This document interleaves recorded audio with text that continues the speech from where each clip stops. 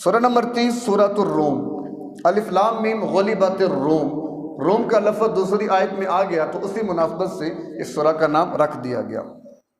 سورہ مبارکہ کا زمانہ نزول، تو یہ سورت بھی ہجرت حبشہ کے زمانے میں نازل ہوئی تھی، کیونکہ یہ بڑا عجیب دور تھا مسلمانوں کے لیے کہ جو بالآخر اپنے گھر بار، کون اپنا گھر چھوڑنا پسند کرتا ہے؟ اپنا گھر، اپنے کھیت کھلیان، اپنے رشتہ دار، اپنا سب کچھ چھوڑ کر خالی ہاتھ آپ یہاں سے چلے جائیں، کہاں جانا ہے، وہاں پہ کیا ہوگا کوئی پتہ نہ ہو، تو یہ بڑی سخت آزمائش ہے۔ تو بارکف اللہ تعالیٰ جس کو چاہے آزما لے اور جس کو چاہے اس میں کامیاب بھی کر لے۔ تو یہ اس دور میں نازل ہوئی۔ باقی اس کے مضامین ابتدائی آیات میں ایک پیشن گوئی کی گئی ہے، جو بالکل ابتدائی آیات ہیں سورہ روم کی، اس میں پیشن گوئی کی گئی ہے، جو کہ قرآن کے کلام الہی ہونے اور آپ صلی اللہ علیہ وسلم کے رسول برحق ہونے کی سب سے بڑی دلیل ہے، جو پیشن گوئی ہے۔ کیونکہ آگے تفصیل بھی میں ذکر کرتا ہوں تو اس میں اندازہ ہو جائے گا۔ آپ یہ ذہن میں رکھیے کہ اسلام اس وقت کن حالات میں ہے۔ بظاہر اپنے گھروں میں رہنا مشکل ہے، کوئی پرسان حال نہیں ہے اور آپ کچھ بھی نہیں کر سکتے، اور آگے مستقبل کے حوالے سے آپ کے پاس کوئی حکمت عملی بھی موجود نہیں ہے، بس آئے دن آنے والا دن آپ کے لیے مشکل ہوتا چلا جا رہا ہے۔ تو یہی کچھ صورتحال اس وقت بنی کہ جن اوقات میں سورہ روم کا نزول ہوا۔ اب اس کا پس منظر جب سمجھ میں آئے گا تو تب جا کر ہمیں اس کا پیش منظر بھی سمجھ میں آئے گا، کیونکہ پیشن گوئی ہے وہ ساتھ ساتھ میں اس دور کو اور سابقہ دور کو ملا کر چلتے رہیں گے، ہمیں سمجھ بھی آ جائے گی کہ جو بات اللہ نے بیان فرمائی واقعی سچی تھی، اور اللہ کے محبوب پیغمبر نے جو ہم تک پہنچائی وہ بات واقعی سچی تھی، اور اس دور کے مشرکین کے لیے بہت بڑی دلیل تھی اس بات کی کہ اب تو مان لو کہ یہ قرآن کلام الہی ہے، اب تو مان لو کہ محمد اللہ کے نبی ہیں۔ کس طرح؟ پس منظر سمجھیے، اس سورت کا آغاز آپ صلی اللہ علیہ وسلم کے زمانے کی دو بڑی سلطنتوں، ایرانی سلطنت اور رومی سلطنت کی باہمی چپ کلش کے ذکر سے ہوا ہے، جس کو ہم رومن امپائر اور پرشین امپائر، یہ مشہور تاریخ کے اندر بڑی طاقتیں تھی یہ۔ تو اس میں ایک تو ایران جس کو پرشین امپائر کہا جاتا تھا، اور رومی جن کو رومن امپائر کہا جاتا تھا، تو ان کے آپس میں لگی رہتی تھی چپ کلش، چونکہ دونوں طاقتیں تھیں، یہ ان کے علاقوں پہ قابض ہو جاتے، وہ کبھی ان کے علاقوں پہ قابض ہو جاتے، سلسلہ چلتا رہا۔ ایرانی آتش پرست مشرک تھے، جبکہ رومی اہل کتاب عیسائی تھے۔ نبوت سے 8 سال قبل روم میں، یعنی جب آپ علیہ السلام کی عمر مبارک 32 سال تھی، 570 عیسوی میں آپ کی ولادت ہے، اور تقریباً 602 عیسوی میں وہ چپ کلش جو ایرانی اور رومی سلطنت میں چل رہی تھی، اس نے باقاعدہ جنگ کی صورت اختیار کر لی تھی۔ تو اس میں ہوا کیا کہ 8 سال قبل روم میں بغاوت ہوئی۔ کیسر روم جو اس وقت بادشاہ تھا ماریس، اس کی جگہ پر فوکاس نامی شخص تخت نشین ہو گیا۔ اس شخص نے کیسر کے سامنے اس کے 5 بیٹوں کو قتل کیا، پھر خود کیسر کو قتل کر کے ان کے سر قسطنطنیہ میں برسر عام لٹکا دیے۔ یعنی اتنی بڑی بغاوت ہوئی، حکمران اور اس کے بیٹے جانشین ان کے سر قلم کر کے قسطنطنیہ کے شہر میں لٹکا دیے گئے، اور پھر چند دن کے بعد اس کی بیوی اور 3 بیٹیوں کو بھی قتل کرا دیا۔ گویا پورا ہی خاندان گھرانہ فوکاس نے ختم کر دیا۔ اس واقعے کی خبر ایران کے بادشاہ خسرو پرویز کو ہوئی۔ اب خسرو پرویز پر کیسر ماریس کے بڑے احسانات تھے، اور اسی کی وجہ سے خسرو پرویز کو ایران کا اقتدار بھی ملا تھا۔ تو گویا کہ وہ خسرو پرویز ماریس کو اپنا باپ کہا کرتا تھا۔ جب خسرو پرویز کو پتہ چلا کہ میرے باپ یعنی کیسر روم کے ساتھ فوکاس نے یہ زیادتی کی، پورا خاندان مٹا ڈالا، تو اس نے اعلان کر دیا کہ میں اس کا بدلہ لوں گا۔ لہٰذا اب خسرو پرویز نے فوکاس سے بدلہ لینے کا اعلان کر دیا، تو 603 عیسوی میں باقاعدہ جنگ کا آغاز کر دیا گیا، اور چند سالوں میں فوکاس کی فوجوں کو شکست دیتے ہوئے روم کو فتح کر لیا۔ خسرو پرویز یعنی ایرانیوں نے رومیوں کو پھر شکست دینی شروع کر دی، اور پھر فوکاس کو گرفتار کر کے اس کے ساتھ وہی سلوک کیا گیا جو فوکاس نے کیسر ماریس کے ساتھ کیا تھا۔ وہ چیپٹر کلوز ہو گیا۔ فارسی فوجوں نے، حالانکہ چاہیے تو یہ تھا کہ خسرو پرویز کا ارادہ کیا تھا کہ میں نے ماریس کا انتقام لینے، وہ لے لیا اس نے، اب بس بات ختم کر دیتا، لیکن اس نے کیا کیا، اس جنگ کو مجوسیت اور رومیت یعنی عیسائیت کا نام دے دیا۔ جیسے ہمارے ہاں صلیبی جنگیں ہوئی تھیں کہ ان کو صلیبی جنگوں کا، اور آج کل بھی ہمیں اگرچہ حقائق سے سائڈ پہ رکھا جاتا ہے، لیکن اس وقت نیٹو جتنے بھی وہ ادارے ہیں، ملک ہیں، وہ سارے صلیبی ہیں، جبکہ مقابلے میں افغانستان، پاکستان، ترکی، جتنے بھی ہمارے ملک ہیں، ہم سارے مسلمان ملک ہیں۔ تو بش نے باقاعدہ دفعہ یہ بات کہہ بھی دی تھی کہ ابھی ہم صلیبی جنگوں کو دوبارہ آغاز کریں گے، گویا مذہبی اور نظریاتی جنگ۔ اور جب اس بنیاد پر جنگ ہو تو پھر ظاہر اہل ایمان کا امتحان ہوتا ہے کہ وہ اپنے نظریے اور مذہب کے تحفظ کے لیے پھر نکلے میدان میں۔ پھر یہ نہ دیکھیں کہ سامنے کتنی بڑی طاقت ہے، کہ سورہ قصص میں آپ نے دیکھ لیا کہ جب اللہ تبارک و تعالیٰ کوئی فیصلہ فرما دے تو پھر وہ فیصلے اللہ تبارک و تعالیٰ کے اسباب کے ماتحت نہیں رہتے۔ اللہ بغیر اسباب کے بھی پھر کیا کرتا ہے، وہ فتح عطا کرتا ہے، کہ جس کی اکثر میں مثال دیتا ہوں آج کے دور میں افغانستان، کہ وہ ایمان والے ان کے سامنے کھڑے ہو گئے، بڑا سمجھایا ان کو، بڑا بتایا، لیکن انہوں نے کہا کہ نہیں، ہمارا بھروسہ اللہ کی ذات پر ہے۔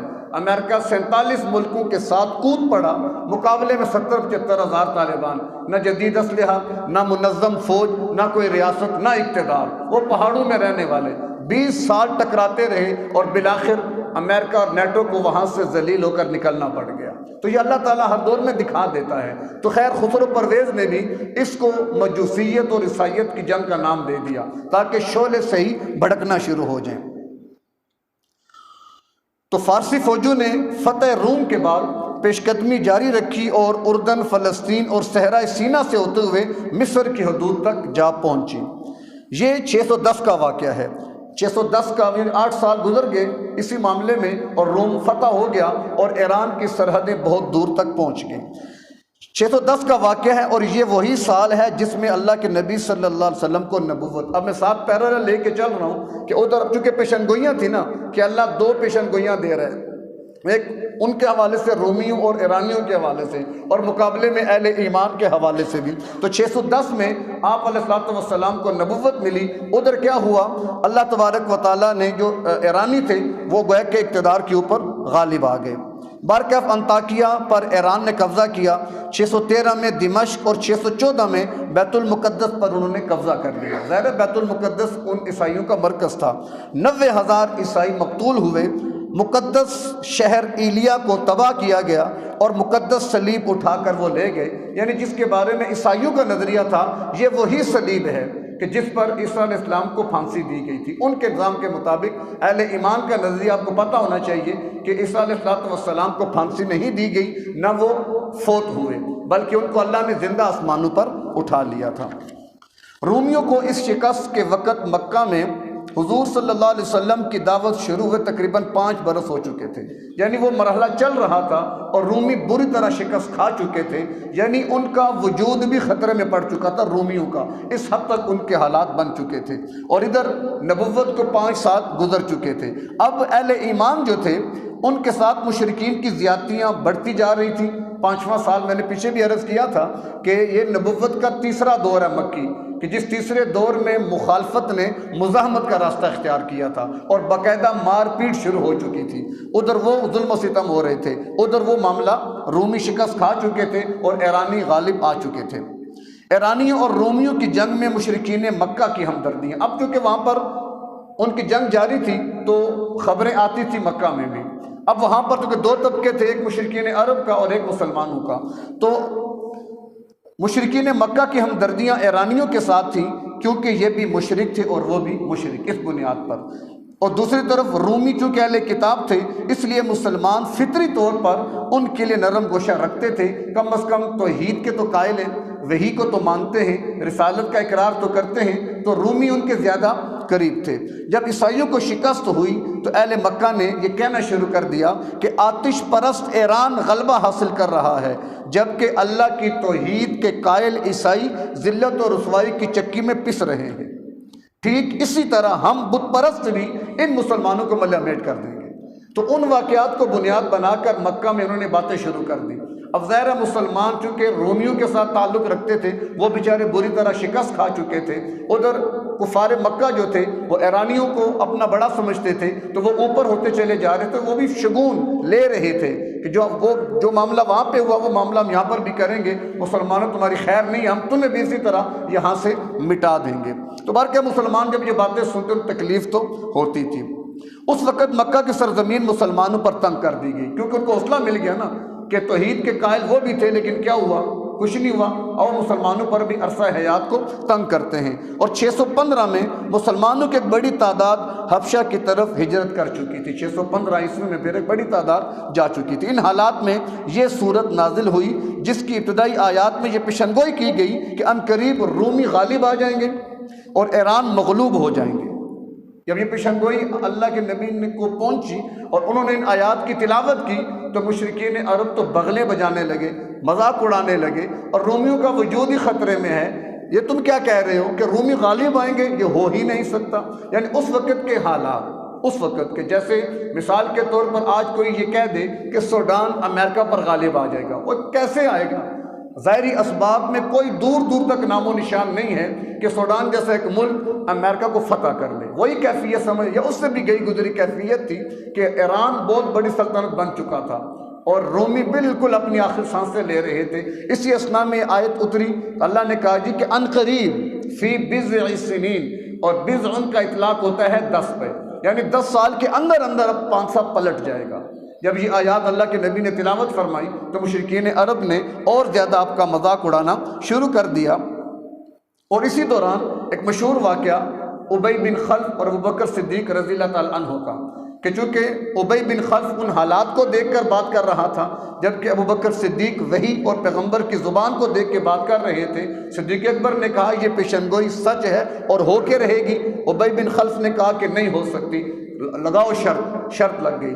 پہلے شرط یہ لگی کہ 3 سال میں انشاءاللہ اللہ تعالیٰ یہ حالات دکھائے گا، اور 10 اونٹ مقرر ہوئے۔ جب یہ خبر حضور کو پہنچی تو آپ نے فرمایا ابو بکر فی بضع سنین کے الفاظ ہیں اور اس کا اطلاق 10 پہ ہوتا ہے، لہٰذا شرط کو بڑھاؤ، 10 سال کر دو اور اونٹ بجائے 10 کے 100 کر دو، اس پہ قائل کرو ابی بن خلف کو۔ بات ہوگی بھائی ٹھیک ہے، چلو 10 سال کے عرصے میں بھی اگر یہ رومی غالب آ جائے نا تو میں تمہیں 100 اونٹ دوں گا، اور نہیں تو تم مجھے دو گے۔ وہ شرط بھی طے ہو گئی تھی۔ تو بہرکیف پھر 622 میں ادھر نبی صلی اللہ علیہ وسلم ہجرت کر کے مدینہ طیبہ تشریف لے گئے۔ اب ادھر بھی حالات چل رہے ہیں، ادھر بھی معاملات چل رہے ہیں کہ 622 عیسوی میں آپ صلی اللہ علیہ وسلم نے اللہ کے حکم سے آپ نے بھی کیا کر لی، وہاں سے ہجرت کر لی۔ اور ادھر ہرقل نے اپنی شکست کا بدلہ لینے کے لیے خفیہ منصوبہ بندی شروع کی ہوئی تھی۔ اور اسی دوران کہ جب اللہ کے نبی ہجرت مدینہ فرما گئے، اس نے بھی رخت سفر باندھا اور ایک بڑے لشکر کے ساتھ قسطنطنیہ سے ہوتے ہوئے ایک لمبا چکر کاٹ کر بحیرہ کیسپین کی طرف سے ایرانیوں کی پشت پر زوردار حملہ کر دیا۔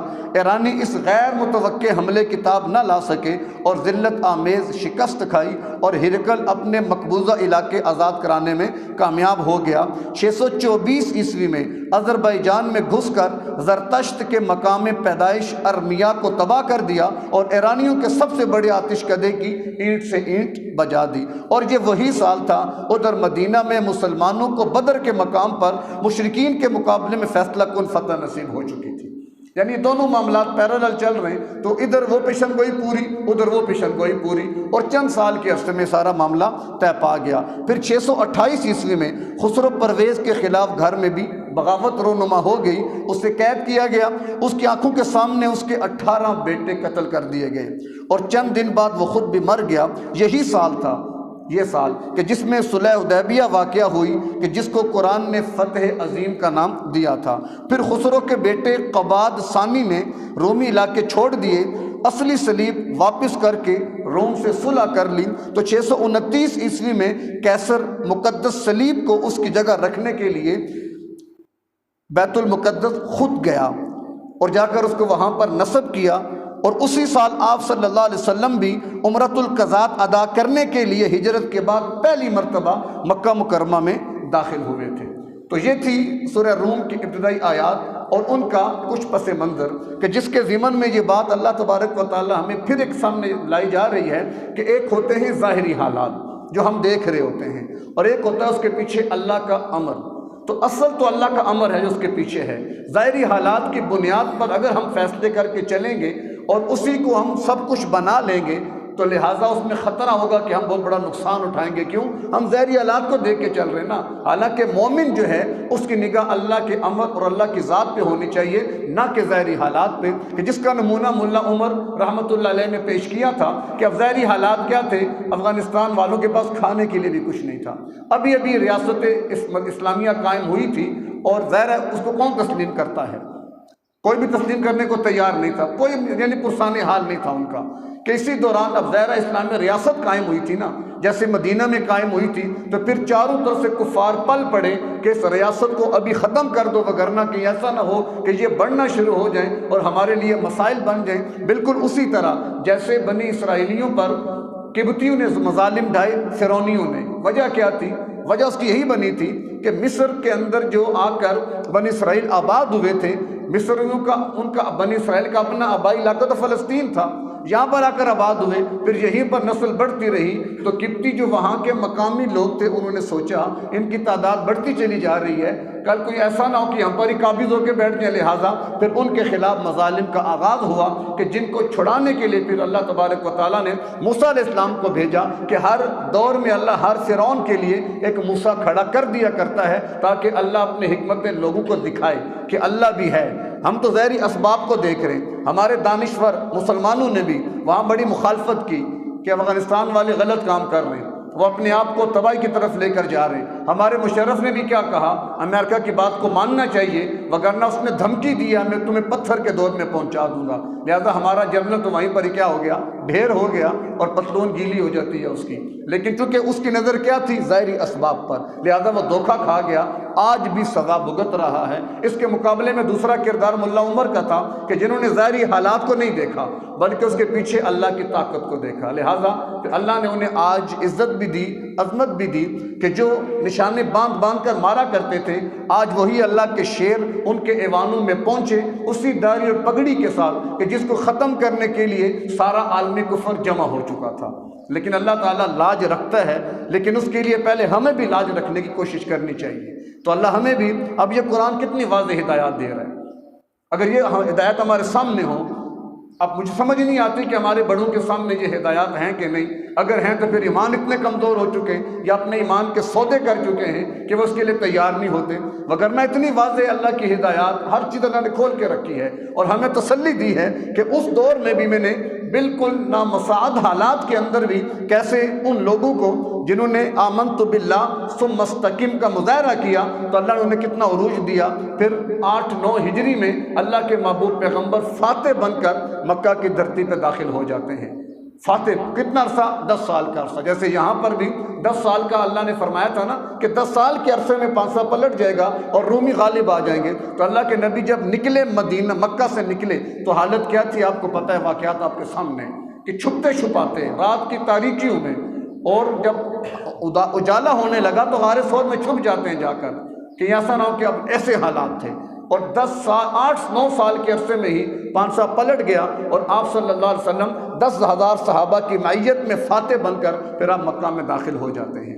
تو اللہ تعالی ہمیں بھی اپنی تاریخ سے جوڑے، اس قرآن سے جوڑے، اور اس کی ہدایات کو سمجھنے کی توفیق دے، اور اس کی بنیاد پر اپنے آپ کو تیار کرنے والا اور اپنے اندر ہمت پیدا کرنے والا بنائے. اور ہمت ایمان سے آتی ہے. یہ سارے حالات بتاتے ہیں کہ ہمارے ایمان کمزور ہیں بس، یا ایمان تو ہے لیکن اس میں یقین کی طاقت نہیں ہے.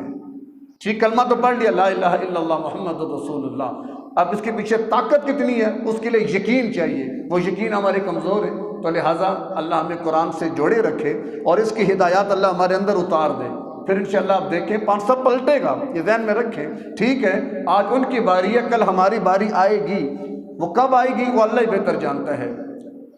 کہ آسماں ہوگا سحر کے نور سے آئینہ پوش، اور ظلمت رات کی سیما بپا ہو جائے گی. پھر دلوں کو یاد آ جائے گا پیغام سجود، پھر جبی خاک حرم سے آشنا ہو جائے گی. آنکھ جو کچھ دیکھتی ہے لب پہ آ سکتا نہیں، میں وہ حیرت ہوں کہ دنیا کیا سے کیا ہو جائے گی.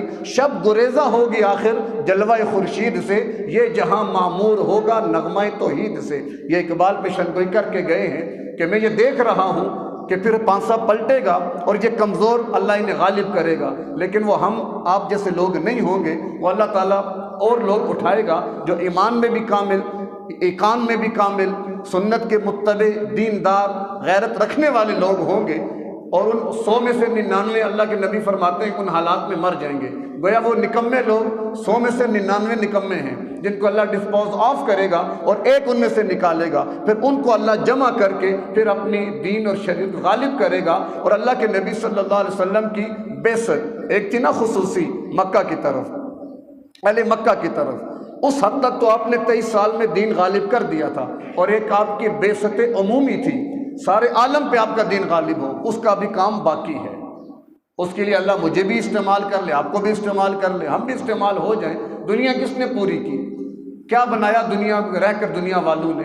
ملا عمر آج کامیاب ہو گیا، مشرف ناکام ہو گیا، وہ آج نہ جی رہا ہے نہ مر رہا ہے، وہ جنت کے بہاروں میں پہنچ چکا ہے۔ تو اصل کامیابی تو آخرت کی ہے کہ جس کی ہمیں طلب ہونی چاہیے، باقی دنیا آ جائے تو کل ختم۔ جو رات قبر میں ہے ساری دنیا مل جائے آپ کو باہر نہیں گزارنے دے سکتی، اور جو رات آپ نے باہر گزارنی ہے سارا دشمن مل کی قبر میں آپ کو نہیں اتار سکتا۔ یہ یقین کی بات ہے، اللہ ہمیں یہ یقین نصیب فرما دے۔ وآخر دعوانا ان الحمد للہ رب العالمین۔